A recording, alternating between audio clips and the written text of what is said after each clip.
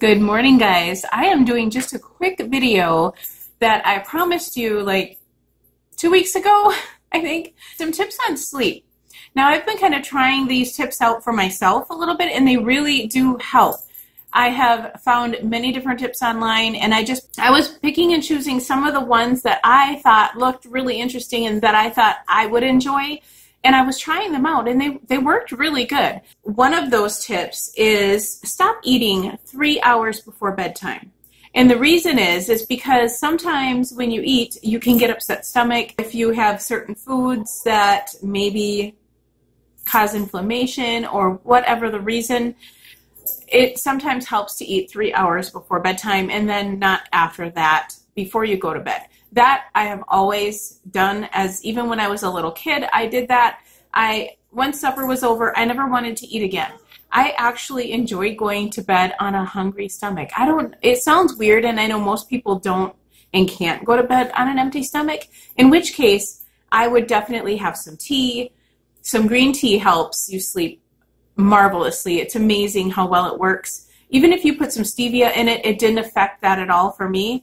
So I just have some green tea at night, put some stevia in there, and it's good. I mean, it works so wonderfully. It really does. No water before bedtime, like 3 hours before either. Otherwise, you're going to be waking up at 1 o'clock in the morning to go to the bathroom, which I do a lot. When I stop drinking 3 hours before bedtime, that doesn't happen. I can sleep through the night very easily. And of course, as you lose weight, you're going to sleep better. I sleep so much better now.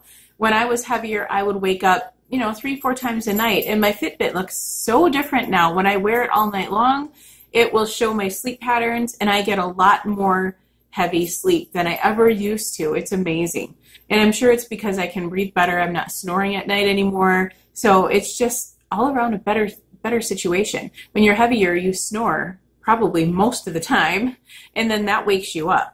Not to mention probably a sleep apnea thing. So definitely if you're snoring a lot at night and if your spouse notices you not breathing and all of a sudden you're like, then you should really get tested out. I was on the verge of making my husband go in because he started doing that, and it worried me. But once you lose weight, you get more sleep. You do. You get more sleep. No TV or phone or anything like that, like an hour before you're going to go to bed, because that really messes with your mind. It keeps you thinking, and you need to turn that all off like 30 minutes to an hour before you go to bed so you can just kind of relax. What I would recommend is maybe reading a self-help book. I wouldn't recommend even reading a novel or anything like that because your brain is involved. It's involved in that. With a self-help book, I find myself wanting to read one chapter and I'm good. I'm not like, oh, I can't stop reading, So I read my one chapter and I'm done. Another thing that helps me, put a fresh set of linens on your bed. It smells so fresh. It feels better,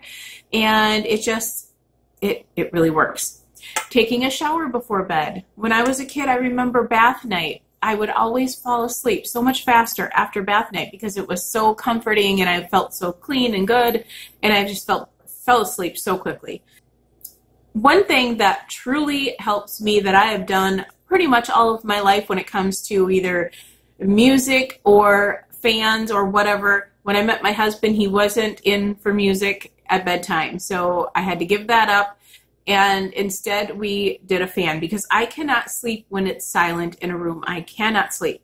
We have our fan running from the time we go to bed to the time we wake up. Sometimes we have it in our bedroom window if the weather is appropriate enough, and it blows in that fresh air, and it's just so relaxing.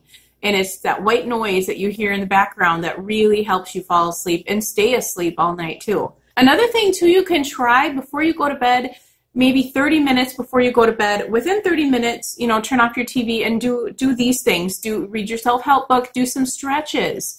Do some stretches before bed, take a shower. Those 3 things will give you something to do that 30 minutes when you're disconnecting from all of the electronics and the TV and all of that stuff.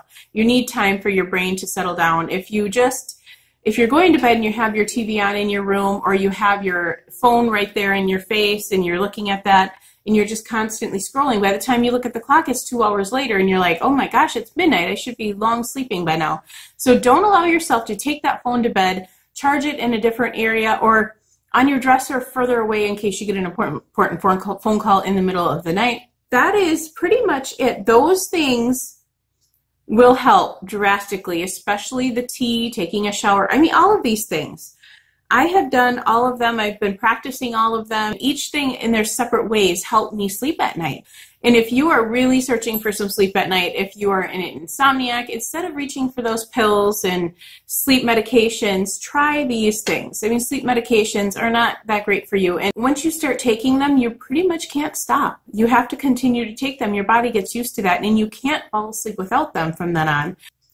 I have bad dreams at night. I have bad dreams almost every night about Corey, about my kids, about somebody dying. You know, it's always bad dreams that I've been having. And I've done that ever since I was little. I don't know why. Once on a rare occasion, I will have a happy dream, and I'm waking up and I'm like, wow, that's really cool. I had a good dream, you know?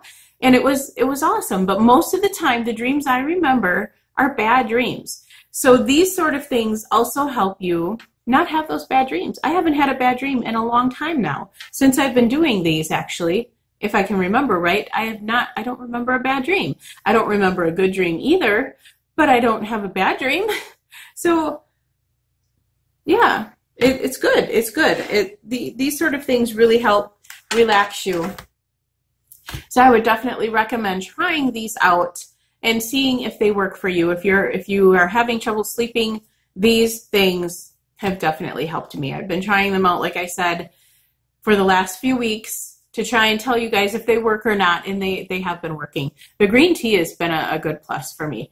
If you have anything that you use to help you sleep, let me know in the comments below, because I'm interested, and everybody else might want to check those comments out and see if there's anything that they find interesting. You have to find your own things that you really love. These are some of the things I love to use.